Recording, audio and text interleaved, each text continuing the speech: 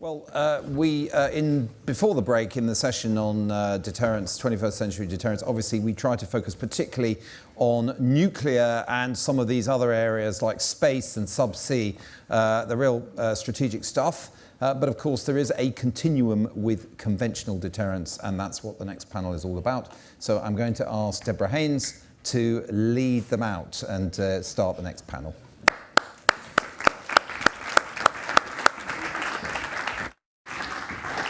What do you want? Should I go at the end? I'll sit here maybe and take a seat. Well, thanks ever so much for being here, given that we're the last panel of the day. We've got quite a good turnout, actually. But it's not surprising, given the very important subject we're going to be discussing and who we'll be discussing it with. So my name's Deborah Haynes, and I'm the Security and Defence Editor for Sky News. Sitting to my left, we've got General Andy Harrison, who has just come back from South Korea and spent the last 9 years working under American 4-stars and a more than 30-year career in the British military, so very experienced and sure has got lots to share about conventional force. We have Dr. Jack Watling, who everyone will know, a senior research fellow at RUSI and very well respected and regarded in terms of all things war, in particular at the moment Ukraine, where he has spent an awful lot of time, and his research is followed by anyone who has been covering that war. And last but by no means least, we have Lord Peach, who well, everyone will know who he is, so I won't spend too long saying, but he's currently the Prime Minister's Special Envoy for the West Balkans, which he has been doing for 3 years. Before that, Chair of the Military Committee at NATO. Before that, the Chief of the Defence Staff in the UK, and then before that, many, many years as a senior military officer and a junior officer as well, I imagine, during the Cold War. At some point. At some point. But as the moderator, I get to ask a few questions first, but obviously I will open up the floor. So while you're listening to us, get your brains whirring if you've got questions, because there will be time for them, but if you could all introduce yourselves when you do ask the questions. But this, we're talking about conventional forces and what we need right now. Given the way that suddenly conventional forces, everyone's thinking about state-on-state war, war against peer enemies. What, Andy, what do you think? What should are our armed forces right now configured for the wars that we're most likely going to face, given that the Defence Secretary says we are in the luxury, frankly, of a pre-war world, not yet at war? Yeah.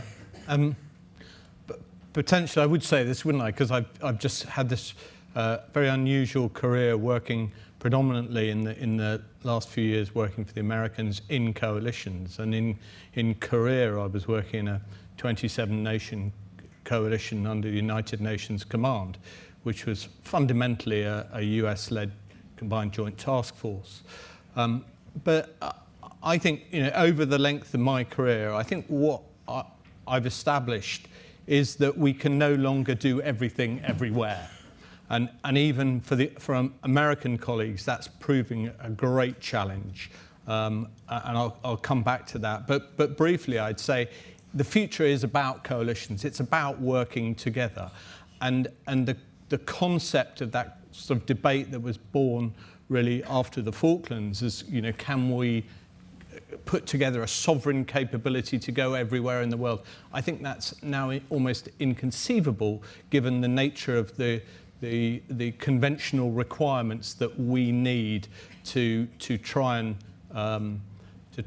execute His Majesty's policy around the world in terms of defence. So I think it's apportioning who is doing what in coalitions that we know and trust and work together. So that would be my view. And just to go back to the point about the challenge that even our great American allies have with this, it wasn't long ago that America split the world into its combatant commands, and whether it be EUCOM or Central Command or AFRICOM more latterly, they were able to divide the world like that. And each of these American 4-stars had autonomous control effectively for a long time in that region.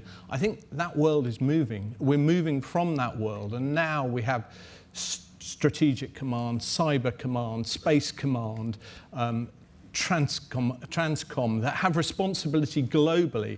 And I see American friends and American commanders having to move assets around the world as crisis erupts in the Ukraine or Gaza or wherever it is, in order to meet the global demand that America has to service with these very expensive bits of conventional equipment, whether it's F-35 squadrons, whether it's carrier strike groups, but I'm seeing those move more and more around the world. And I think my perspective is the UK has to be able to slot into that with America and other trusted allies and NATO in order to match that very large demand signal that's out there at the moment. Yeah, that's really interesting about coalitions. But Jack, can you just offer some views on what the compilation of our conventional force should look like? I've just spent the last 3 weeks in Ukraine, in Kharkiv, where there's obviously a new front that's just been reopened, and also in the Donbass, where there's a horrendous fight going on. And it's so apparent, the autonomous weapons on the ground now, and how that really changes the nature of the war fighting that's going on. Like, what should conventional forces look like in today's wars? I mean, I think the challenge that we have is for the last 30 years, really, the UK has been managing the decline of its large-scale conventional warfighting capabilities. And the way that defence has responded to that has been to try and provide the full gamut of capability, even if that is at a shrinking scale, in order to maintain the expertise so that you can regenerate those capabilities when you need them. The problem is, it's very expensive to maintain all of those capabilities.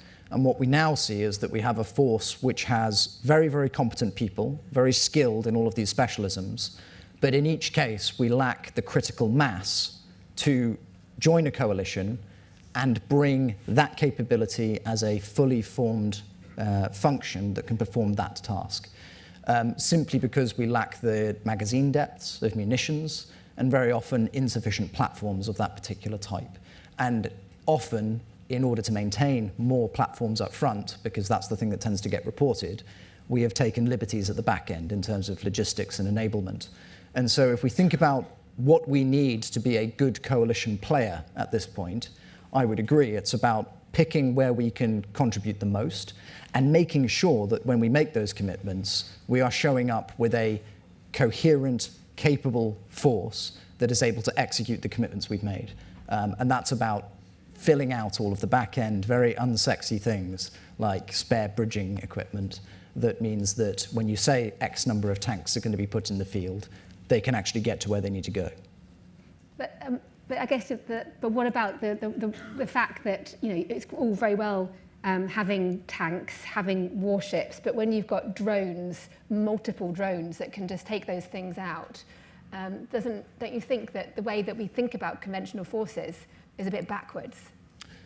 Well, the risk is that we say, right, we're back in a situation where we're doing large-scale conventional warfighting, therefore we get the order of battle out from 1980, when it was last mapped out in detail for warfighting, and we start lining up our orders for what that was.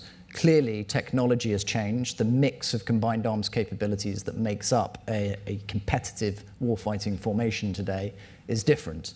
I could talk at some length about what those differences are, but fundamentally, once you redraw that map of the capabilities you do need to fill out the ORBAT.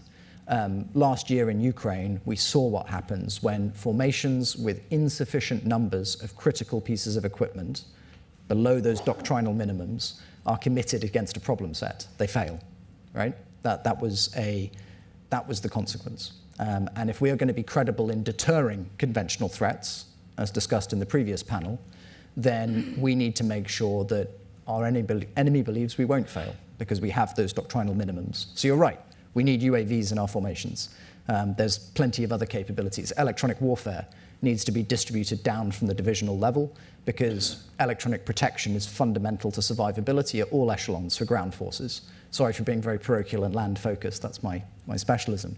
But again, it's not just having a small number of EW specialists. If we say we're deploying a division, you need enough points of presence in that EW system to actually protect the division. Otherwise, as you say, the division's tanks are not going to last very long. Lord Peach, can you draw on your long military career? Like, you served during the Cold War, so you saw what it was like when the UK, as part of NATO, had a credible conventional force. But then you also saw over the last 30 years as it was eroded by the peace dividend and the various decisions that still weren't reversed despite Crimea in 2014. In your mind, what should a credible conventional force in the 21st century look like? You've had two very skillful opening remarks. I would simply observe as an introduction that we're going to be working by, with and through NATO. NATO is not only a coalition, it is a regional alliance, which we have belonged to 75 years next month. It is our regional alliance. It doesn't have a global ambition, but it projects its values across the globe, including to our partners in Korea and Australia and Japan and New Zealand. So our regional alliance to keep the people of Europe safe and secure is NATO. It has been for 75 years, and I think it'll become dominant in the thinking in the next few weeks as we enter the run-up to the 75th anniversary. What does NATO bring? NATO brings the ability to organise. The ability to organise can take many forms. It's many of the things Jack's been saying. And NATO has a latent strength to expand as sovereign nations want to join. No nation has ever been asked to join NATO. 32 nations have stepped forward from the 8, 12 and 16. I worked in NATO in and around the military committee of NATO at 16. I chaired the committee of NATO's military committee at 29, 28, 29, 30, now 32. And so that is a voluntary expansion under political control, but NATO at its heart is a military alliance with a nuclear capability, which you discussed in the previous panel, and the ability to deter. And in the continent of Europe, that deter function of NATO is against Russia. So going back to what my friends and colleagues have just said, what does that look like? Well, first of all, and I'm so glad Jack raised it, first of all, I think we have to accept that electronic warfare is not a subset and some specialist niche for a few specialists. It is, and you've seen it, Deborah, in the field, it is what is happening now in the most dense, dangerous, complex electromagnetic environment we've ever seen in history.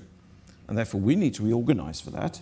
We know how to do that. We can do it by, with and through NATO, and we can do it with our own specialist niche capabilities, which are very good. By nature, electronic warfare is classified because you're always in that measure between an enemy, in the case of Russia against Ukraine, does something, Ukrainians respond. That response is by nature secret to protect it. Then the Russians respond, and that's called a countermeasure, and so it goes on. But it's a very serious change in the way we operate in all the environments. So whether it's protecting space, protecting things in space, whether it's protecting large warships, small warships. And what we've seen, I don't think there's been quite sufficient attention in the media to what's been happening in the Black Sea and the attacks against the Black Sea fleet, and how that type of warfare is now going to be routine. That has lessons for all navies, not just the Royal Navy. And of course, as an alliance, NATO is very credible in the maritime domain, commanded by a British admiral out at Northwood, and will continue to modernise. In the air domain, and again the General mentioned it, it's about interoperability. Interoperability is easy to talk about at conferences. It's very hard to do. But in NATO for 75 years, there have been two things that I'll emphasise, and they're not really very attractive to students to study because they're not shiny. One is the NATO Standardisation Office. What does that do? That makes sure we're interoperable. It's not just a word. It's a standing NATO agreement to make things work together. Guns, ships, aeroplanes. That's vital. The second is the group of 32 national armament directors who get together and say, we all agree we're going to do this, which is a new weapon system or new radars, or whatever it is, to meet the need for credible conventional deterrence. And so my thought for a group like this, and my thought for this conference, Deborah, is we have to understand the convening authority that our alliance, NATO is our alliance, along with our 31 allies, has developed. And it's that convening authority, the ability to organise, respond to need, that is vital. And that will be covered, obviously, at the forthcoming summit. Then within that bigger picture, the UK has to be credible and fit into that. And my message for the conference, and my message for anybody who wants to listen, is we need to organise ourselves accordingly. Regular forces, which are fully volunteer-based and serving the King through the processes we all know. More importantly, I think in the world we're in, we need to galvanise and empower our reserve forces and make them stronger, which means we need to give them equipment. So my other thought today is we need to be careful about constantly selling midlife equipment.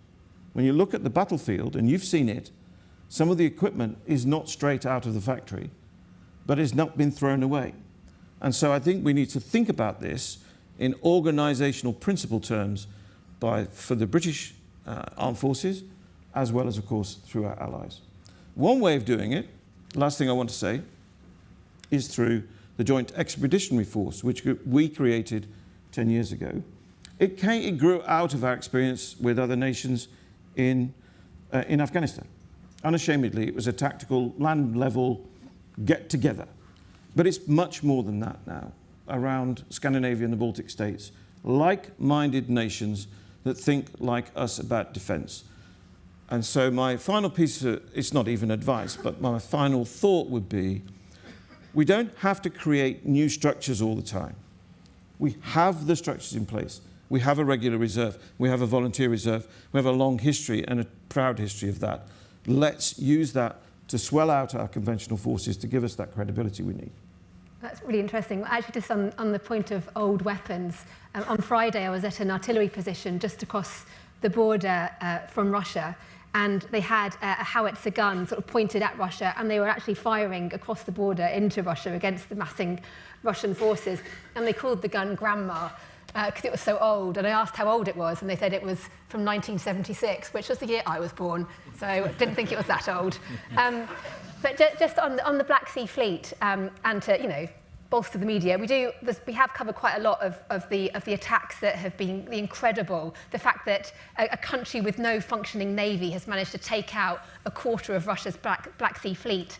And I interviewed the head of the Ukrainian Navy back in January, and in his office in Odessa, he's got the key from a Storm Shadow missile that was used to hit the headquarters of the Russian naval base in Sevastopol, and he's also got this lid with an obscene picture, which I was very supportive of a Ukrainian giving the finger to the Moskva as it sank, which was like the lid of the missile that sank the Moskva. And he also has this huge board with the entire Black Sea Fleet etched out on it, and the ones that have been sunk or damaged are all sort of black, cut out. But the point I wanted to ask you about was, are we thinking with enough agility, given the rapid way that the warfare is changing? I was told that the cycle of innovation in Ukraine is something like 6 weeks. 6 weeks. So, and look what's happening to Russia's Black Sea Fleet. It's been completely immobilised and unable to operate because of the tactics that the Ukrainians, with their allies, are using. Like, what lessons should we be learning from that and then applying to the way that we think about our conventional forces? Well, thank you for your coverage and your bravery in going to the battlefield. I think the war on the Black Sea has much to show us and teach us. I think one of we need to listen to the Ukrainians as well as work with the Ukrainians, and we need to learn from the Ukrainians, and particularly on the maritime flank, as you described, Deborah. We really need to be humble enough to listen. We know how to do this. The turnaround cycle of 6 weeks shouldn't frighten us. We just need to organise ourselves to deliver a turnaround cycle of 6 weeks. And industry has a part to play in that.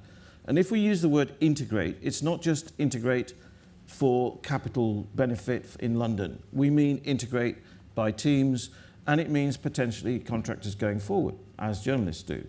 And it means turnaround times by amending equipment, software updates included, in the field at the speed of relevance and need. Need by geography and relevance because the enemy is doing things to us. And so if there are people in the industry who say, well, a 6-week turnaround cycle is impossible, go and talk to the Ukrainians about how they do it. And we need to do it as well. And just, Andy, you spent a lot of time working with the Americans over the recent years. Can you sort of just give a sense of their thinking, as much as you're able to, in terms of how they're looking at their conventional force of the future? Like, are they seeing, drone armies and drone wars, or are they still very much thinking about obviously the importance of mass and personnel? Yeah, there is no doubt that everyone, certainly in the West, is learning very, very rapidly from what's going on in Ukraine. And I see that in my own regiment, where things are fundamentally changing almost on the hoof. Every week, I go and see units, and they're changing their way that they're operating because of what's happening on the ground. Now, whether we or the Americans can learn the lessons fast enough when actually people aren't suffering casualties from the US or UK military, I think is a moot point. I think we would learn faster if we were suffering in the way that the Ukrainian Defence Forces are suffering. But we are still learning, and I know that certainly Chief of Defence Staff, Chief of the Army are all looking at how we can speed up these processes and start thinking differently, because there's always an academic debate about nature of warfare. In every conference you go to, there's a speaker about, is it the character of war that's changed or the nature of war? It sort of doesn't really matter. You've just got to be one step ahead of your potential adversary. And that step is happening so quickly now that we've just got to be so dynamic and so ready to change that actually we're not waiting 6 months or 2 years or, however long it took 5 years ago to get a EW system or an aircraft or a computer program into the field to help those soldiers, sailors, and airmen and women who need that kit now. And cyber and space are another draw on our resources. So it's changing the mindset. It's not thinking about drones or EW per se, because today's drones will be tomorrow's EW, which will be something we haven't even thought about in a month's time.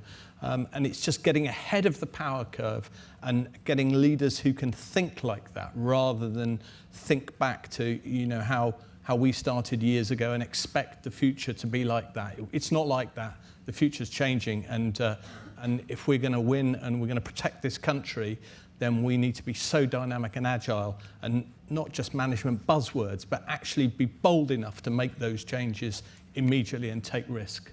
Just jumping in on that, I would just highlight, the choice here is yours, okay?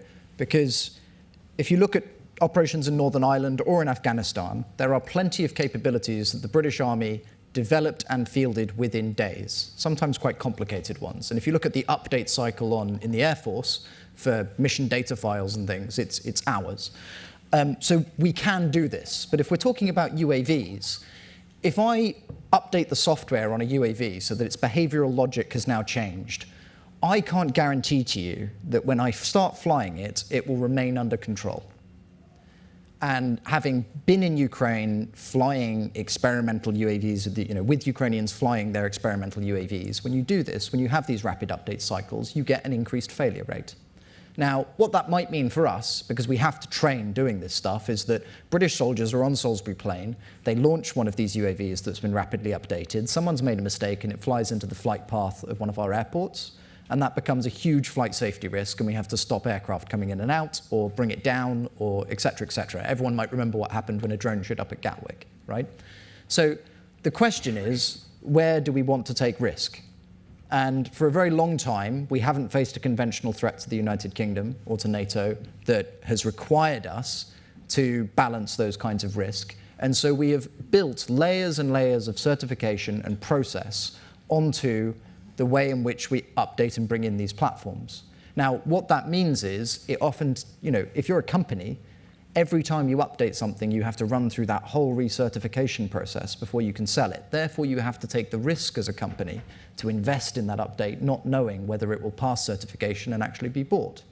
What does that mean? It means that the capabilities that we give to Ukraine probably cost about 10 times as much if we try and buy them for the British military and use them in training ourselves. That is a choice. And it's a choice about the risk that we want to accept and our priorities. And actually, the British military can't impose the solution on you. The question is, as a country, whether we want to create the spaces where we can make sure that our forces are as adaptable as they need to be. But that's a conversation that we need to have together. It's really interesting because it is all about mindset. And I can remember talking to British military officers in Basra in 2004 who were saying to me about how, because obviously they just had the war fighting stage and then they were sort of stabilising, which went completely wrong. But they're saying how, compared to Russia, and their other sort of former adversaries, like the British military had like first-hand experience of modern warfare, modern fighting, and were like sort of keeping their skills up to date and had felt it.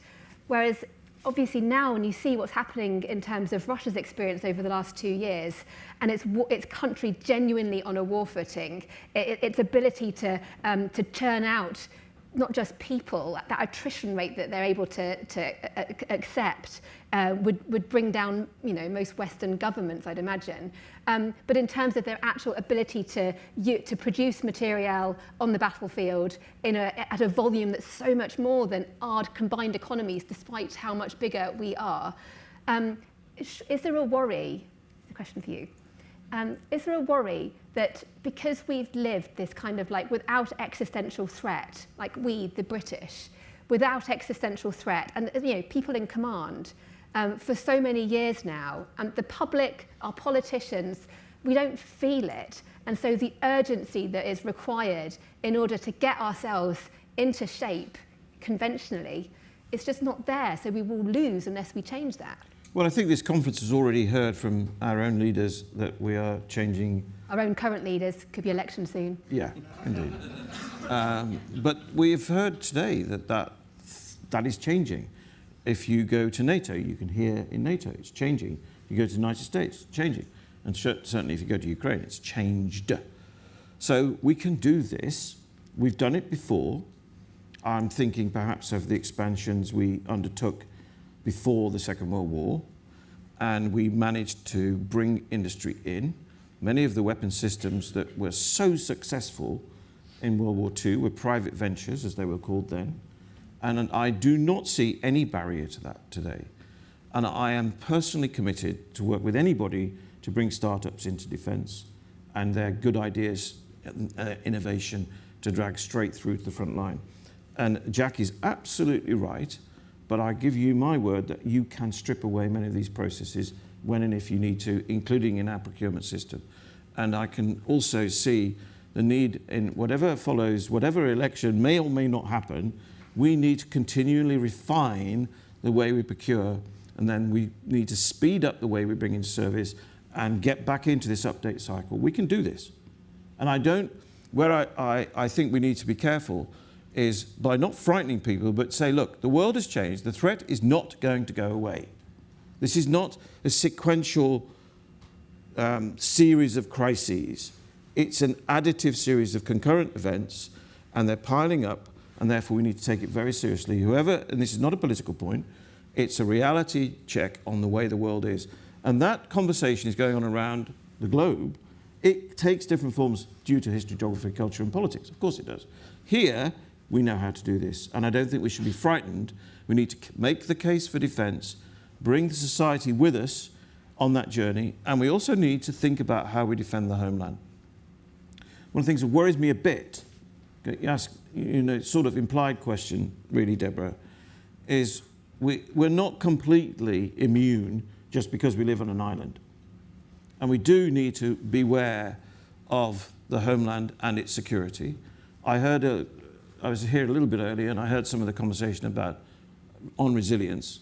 That's vital.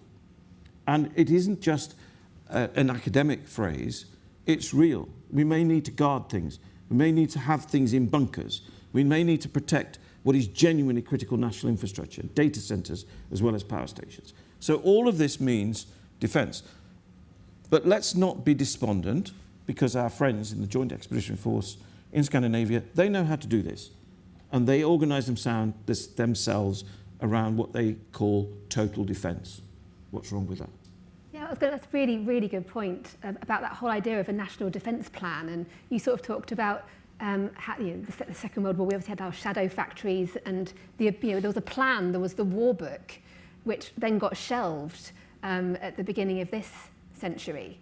Do you think, and the government, we did a piece about it on Sky News, a little plug, but I was told that there is work, cross-government work going on for a national defence plan. But I mean, the fact we don't have one, how can we possibly know whether our conventional forces are configured in the way that we need them to be in order to defend the nation, and as well on the resilience piece?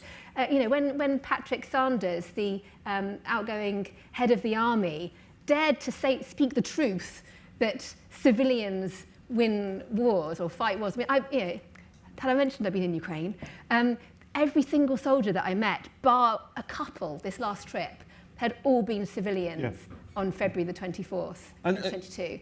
Again, what needs to happen? Really, how can we you said we've done it before, as our nation knows how to do this. How do we reawaken that sense of national pride and, I don't know what it is, like service? I've always, as I've worked through my career, I've always said to my soldiers, war is coming. War is coming. We just don't know when and where.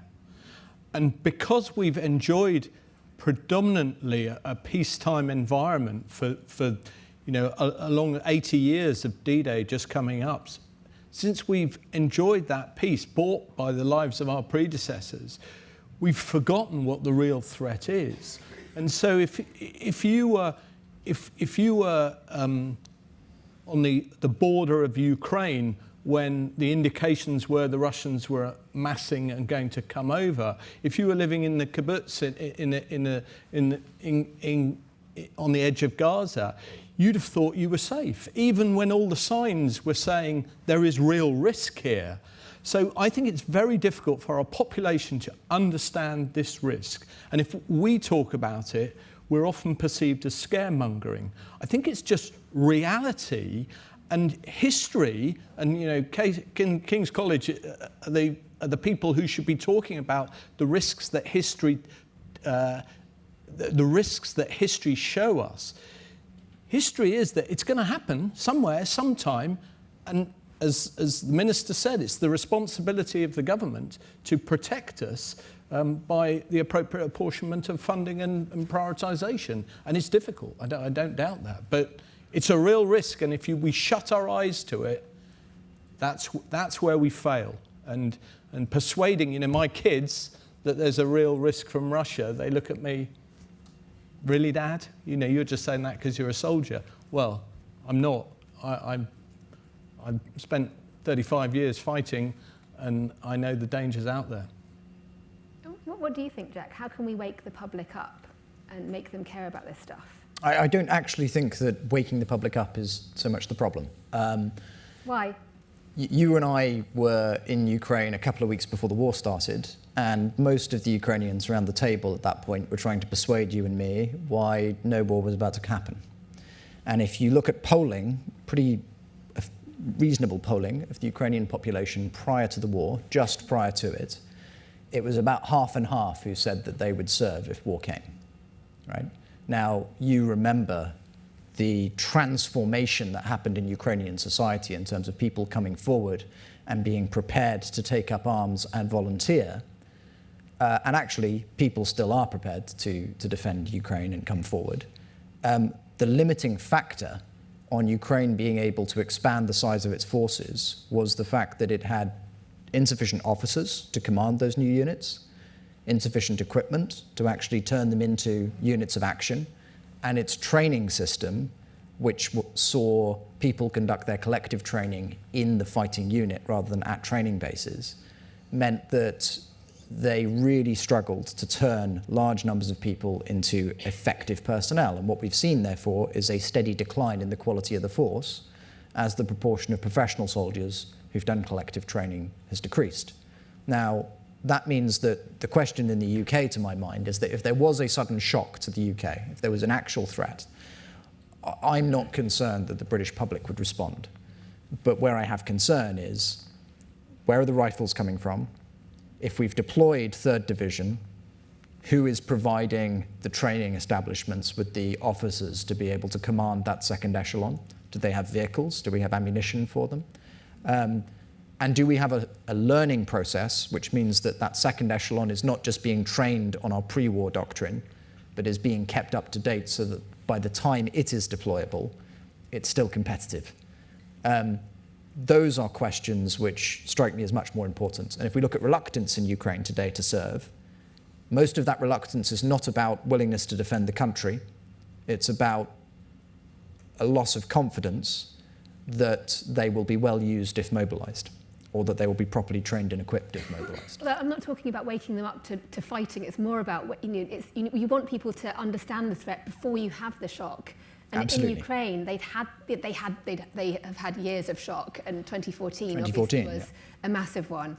But I just wonder that the public here, and until they feel it, it's very hard to persuade people that this is absolutely the most burning issue that everybody should care about. Well, I mean, it's worth noting that when CGS raised this question of how do you suddenly expand the force size, right? He wasn't talking about forcible conscription. He was talking about volunteers and expanding the force, and ministers in government responded to try and shut that conversation down. 100%. So where do you start if you want to have that conversation with people? Leadership. And if people don't lead that conversation, it won't take place. But the reserves point shouldn't be lost in this. Yeah. Both world wars were really, in the end, won by the mobilisation of reserves. Again, we know how to do that. We have very respectable reserve structures. We need to make sure they're expandable, and all the things Jack said to save time, I agree with. And we also need to sort of, I think, challenge ourselves on this habit of throwing things away. Not just because my wife is constantly telling me to throw things away, but because it is, in military terms, wrong. That long list of things, we need we need sheds full of stuff. And I remember, and I am the oldest man on the panel, I know that, but I remember being on civil defence exercises. And I can imagine how how people would react if I came on a stage like this and started talking about civil defence. I remember such an important role the Royal Observer Corps played, who were unpaid volunteers. I remember all these things. I'm just old enough to remember because I started my military career in the mid-1970s, and then we threw it all away. But we haven't forgotten how to do it. The muscle memory is sleeping, but we can wake it up.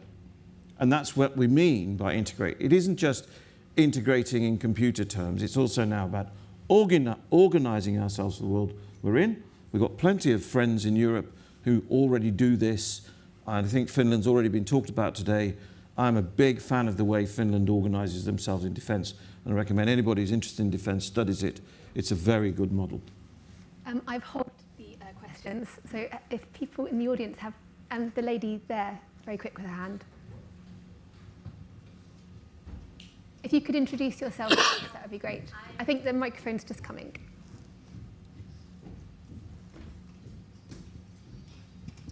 Thank you so much. I can't agree more. All of them, what you said, but I have a few things. Can you just ask a quick question? Yes. We haven't got much time. Thanks.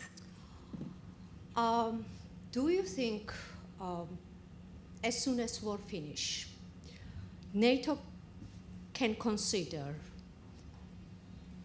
Ukraine and Georgia as a members of NATO, and Black Sea should be lake of NATO in the future, if we are talking about security of whole European continent? Okay, thank you. I think just one question, if that's okay, because we haven't got a huge amount of time. Thank you. So should Georgia and Ukraine be part of NATO? Well, that's under active consideration and will be discussed at the summit. And it's been under active consideration for many years. And of course, it depends on how you define the territorial integrity of the states who are at war. And that's the complication in both international law and in the discussion with NATO. So the next step is to bring NATO partnership to a sense of reality. And I think there's a sense, the bilateral partnerships that have flourished with Ukraine are a good example of how to do that. But that will be under active consideration in the summit. The lady here at the front was very quick too.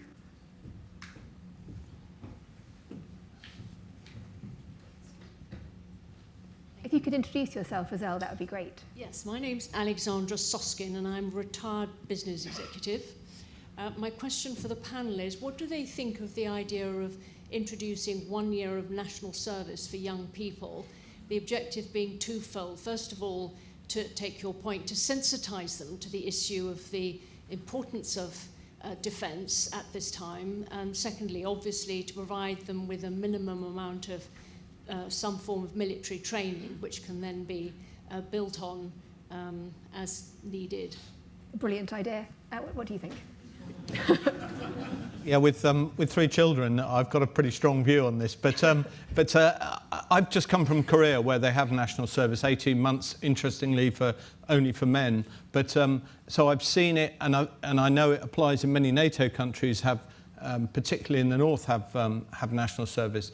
I think it's great. I think, why shouldn't you have a collective responsibility to the security of your nation? And my personal view, and that is a personal view, is that it doesn't just have to be in neat defence, if you like. There are many things that the country needs that we should imbue in our youth a sense of service that I think. Again, from a personal perspective would be great, but it's fraught with difficulties as well. The critical question is, are you prepared to pay for it? Because we ask our armed forces to do highly complex operations globally, and conscript troops in for a year are not a good basis for that kind of complex expeditionary warfare. What they will provide you with is, as you say, the resilience and the capacity to expand and to have that conventional force. But if you want to still have the policy option of that expeditionary capability, then that is going to cost a lot of money. So there are good reasons for doing it, but the real question is, how much money do you want to spend on defence, and then how should that be prioritised? Bear in mind that some of those young people are drawing benefits currently, so it's not without cost currently. If you look at the proportion of 16 to 18 to 25-year-olds who are currently economically unemployed, there's a cost to that group of people already. Yep, good point. Gentleman at the front there with the white hair. Sorry. Sorry. There's two of us. Alistair Watling, I've Just cancel me now. Sorry, I'll leave. just completed my Master of War Studies, and my dissertation was on drone warfare. So first of all, thank you, Jack, because you saved my bacon during my studies. My question is to Lord Peach, and that is around interoperability. The Financial Times the other day said that the non-US part of NATO has 175 weapons platforms. The US has 35, and therefore the US is actually the only way that NATO can talk to each other. Do you see, as part of this rationalisation of NATO, that we're going to see a reduction in weapons systems to something that's akin to the US, 35 across the rest of Europe? Yes, and we have to. And the mechanisms are in place, and we just need to, again, speed them up. And we also have to stop luxuriating in bespoke solutions. Good enough is good enough. And if I may just very quickly comment on the previous intervention, we just need to be careful with the language. Certain words evoke certain memories, not always good. And so when we're having a conversation, we just need to understand the world we're in and use the language appropriate. Interoperability is more than just a phrase. You have to live it. You have to work together and be prepared that it's good enough is good enough. And then there are ways of working with very, very modern systems, particularly in the air environment, and then integrating slightly less modern systems. The way you do that is through efficient command and control. The way we've commanded controlled in the last 20, 30 years, and we have an expert on the panel, has to evolve with warfare. We can't just keep doing this thing in giant headquarters. I think Ukraine has shown us we have to delegate and empower those below. And therefore that, as we talk about different types of service and national security, means we have to do things differently. There's a gentleman at the back with a beige suit. Put your arm around. I'm not going to comment on hair anymore.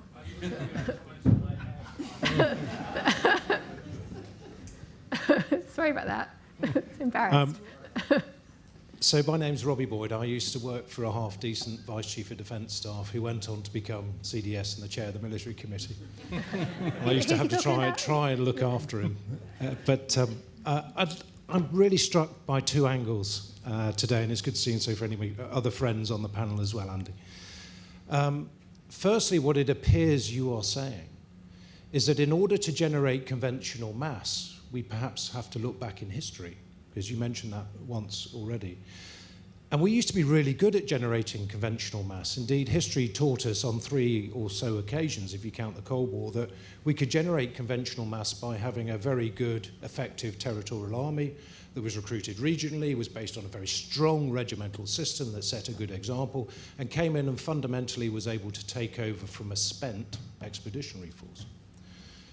So my first question is that one of the solutions perhaps for the future is to look back in history at what we know works as a British form of conscription, if you want to call it that, but you see where I'm coming from.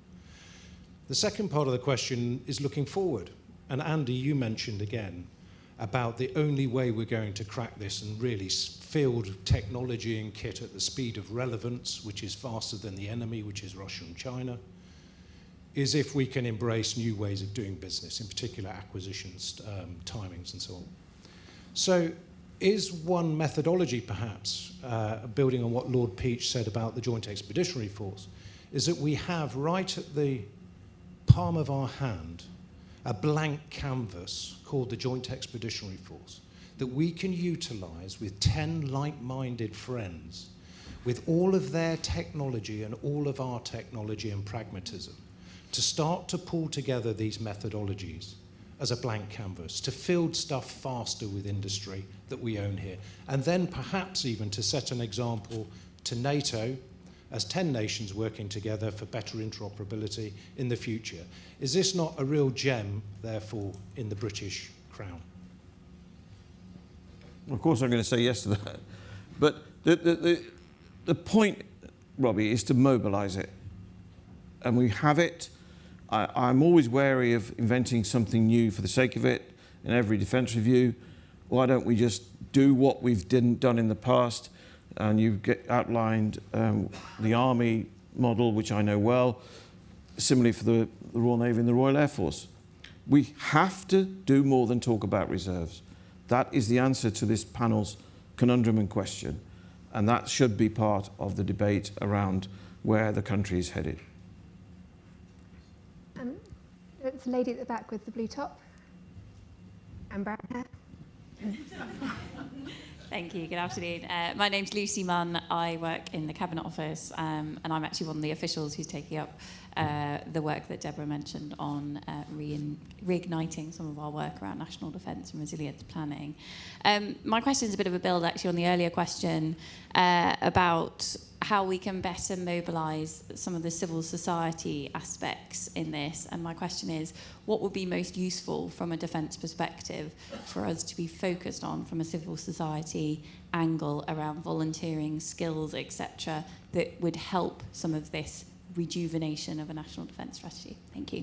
That's a really good question. Who wants to? I might start on that. I was fascinated maybe 8 years ago when the threat to the Baltics was very clear, and they mobilised their society in a way that was completely different from anything I'd seen before, and they were working in the information domain.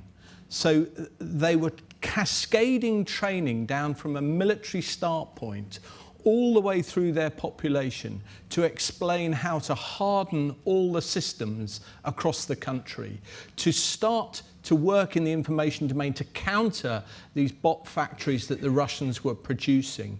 They started characterizing the Russians as orcs and themselves as elves. And they sort of built this national narrative about everyone being involved in the defence of their country in the information and cyber domain. And I thought that was a really good way of harnessing society in this borderless domain that is the information domain, in order to be involved in the struggle whatout breaking any rules. And that's just one example of something, you know, we could, for example, think about. Yeah, I mean, I think wherever you draw a boundary, you'll create a problem. So let's not have a boundary. Let's integrate across society. Let's not bring universities into defence, but let's work with universities on defence problems for the greater good. Let's not just talk about STEM. Let's talk about national enterprises.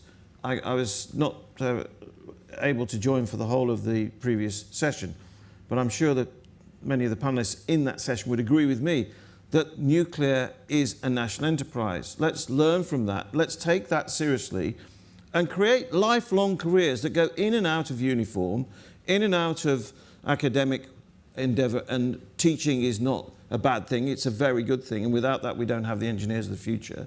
Let's worship, that's a strong word I know, but let's celebrate engineering in our country instead of denigrating it. We need more engineers. That should be a political discussion as well as a society discussion. Without engineers, we're not going to be able to do the things we're talking about on this panel. So let's work with all those elements you're working on. Thank you for what you're doing. And let's try and not draw boundaries and not say, no, no, no, I do that. We have to integrate. Matthew on the side. Matthew Saville, Director of Military Sciences at RUSI, and also a member of the survivors of Lord Peach's Outer Offices Club. Recovering, absolutely. What did you do to them? You talked a little bit about sort of the UK habit of hedging or fudging, depending on whether you view it as a positive or negative. What are the big prioritisation decisions that we kind of have to make in like soon, or maybe are overdue? And is Britain's current strategic culture actually capable of making those choices rather than having them forced upon them? Well, yes, because I think the theme that we've all given you with Jack's recency on the battlefield, and in fact Deborah came back today, we have to do this. The urgency, I don't think I need to emphasise the urgency of this, and we know how to do it. I think that this panel has made that clear. What do we do is obviously a question for government, and government will, as usual in these reviews, you know, take a range of views. But I think the urgency makes it slightly different this time. I don't know whether that came out in the panels I was not able to be here for. And I do think that's going to be clear, whatever happens in our own politics. And again, our friends in the North, the Joint Expeditionary Force, they see this as urgent. You don't need to have 20 academics to tell you that. They know it's urgent. Their society knows it's urgent. They can see, and the same applies around the nations of the Black Sea. So the urgency, I think, is self-evident, but we need to make that case, and then we need to continue. And I don't quite see, I'm not despondent. UK, Britain, Great Britain, United Kingdom knows how to do this. We just need to get back to that muscle memory we have. I mean, just on that, I think we fundamentally need to be more honest with ourselves. So from 2015 onwards, the British Army was supposed to generate a warfighting division. We have now committed, having not been able to field a warfighting division, to provide NATO with a corps as its strategic reserve. And yet, it takes 70% of our enablers for heavy equipment to maintain one brigade in the field, right? And so we have more than doubled what we are claiming, tripled essentially, because you need the core echelon troops as well, what we are saying we are going to provide to our allies, and not resourcing the ambition that we had in 2015, let alone the one that we have now. And if we are going to make those kind of commitments, then you have to resource backing it up. You can't get around that. And that, I think, is the fundamental problem that we've had for a long time, which is that we have tried to double hat and triple hat the things that you don't see and spread ourselves too thin. And we can't be in that game anymore. We're running out of time. There's a gentleman at the front here who has caught my eye. It's probably the last question, I'm afraid. Sorry. Make it a good one. If the reports are to be believed, there will be a general election on 4th of July. Yeah, breaking news on Sky News. Must be true. Given that in this sort of election chaos, as it were, defence usually is left as a sort of side topic, what are the panellists' key message for the next government, whoever they are? Thank you. That's a brilliant question. You should come up here. Right, go on. Take it away. Yeah, You've got 3 minutes, 1 minute each. Dead easy. Don't leave defence aside. Have a national debate about it. It's a real issue. I think the real challenge is the next government does not have the time, if things are going to be ready when we need them, to sit down and spend a year working everything out and then, so on and so forth. Essentially, there is a lot of work that's already been done. We already know what's needed. What we need is cross-government alignment between the Treasury and number 10 on what is our foreign policy ambition and what's the level of resource. Those need to align, because at the moment they are not. And then that means that defence has a reliable basis for executing. You need continuity in seeing things through. You don't need to reinvent the wheel every 3 or 4 years. The world is revealing itself to us, and it's not the world we perhaps wanted. Therefore, we need to respond. Simple message. And therefore, we do not have the luxury of opting out of all the things that we may wish to opt out of, because the world is not allowing us to. Thank you so much. But I'm afraid we're really running out of time, so I'm going to have to wrap up. But just to say thank you so much to the panellists.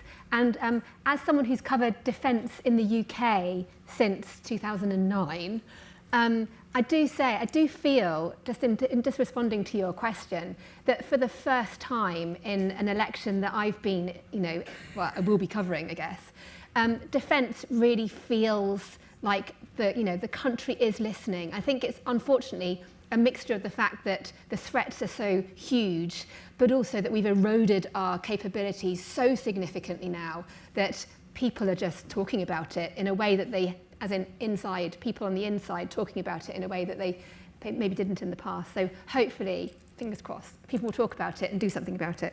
But thank you ever so much. Thank you for listening. And obviously back again tomorrow.